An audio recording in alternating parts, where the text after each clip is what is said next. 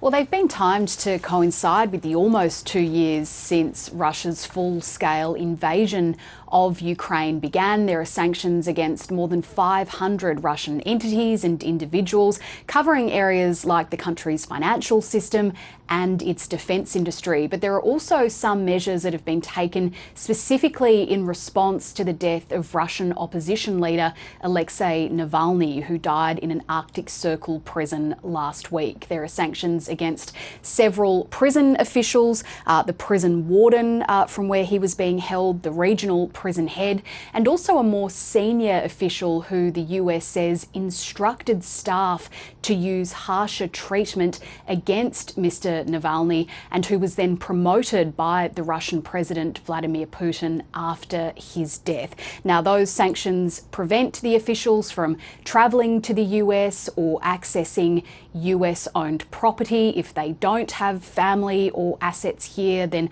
those moves are likely to be seen as largely symbolic. But the US President Joe Biden reiterated his accusation today that Vladimir Putin is responsible, in his view, for Mr. Navalny's death. And he also spoke about a meeting he held yesterday with Mr. Navalny's wife and his daughter. They met in California. I assured them his legacy will continue to live around the world, and we in the United States are going to continue to ensure that Putin pays the price for his aggression abroad and repression at home. And Jade, what kind of response has there been?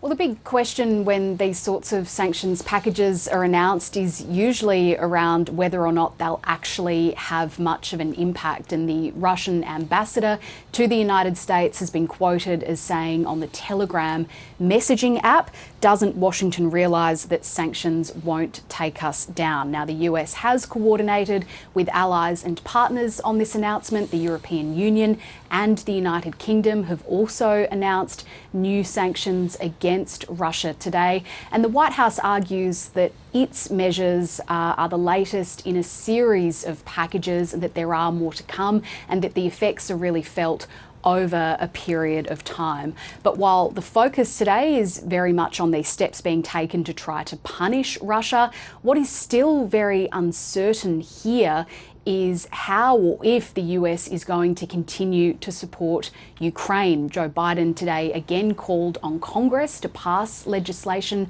providing assistance to the Ukrainians. He said that failing to support Ukraine in this moment would never be forgotten in history. But that legislation has stalled on Capitol Hill. It's become a very divisive political issue, and at this stage there are no guarantees as to how that might progress.